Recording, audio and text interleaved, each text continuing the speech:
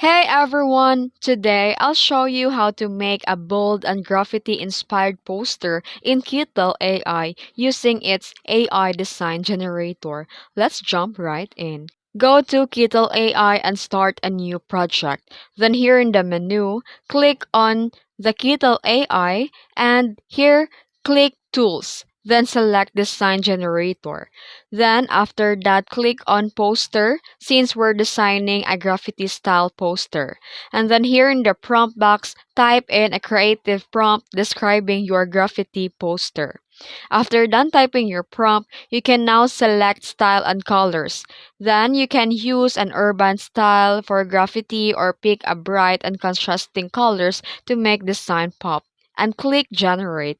And the Kittl AI will create your graffiti poster. Select your favorite design. You can customize your fonts, effects, and layouts until it looks just right. And once you're done, you can now save the poster and export it to use for your prints, events, or digital promotions. And that's it. That's how you can create a bold graffiti inspired poster in Kittl AI. If you found this video helpful, don't forget to like and subscribe for more tutorials. Thanks for watching.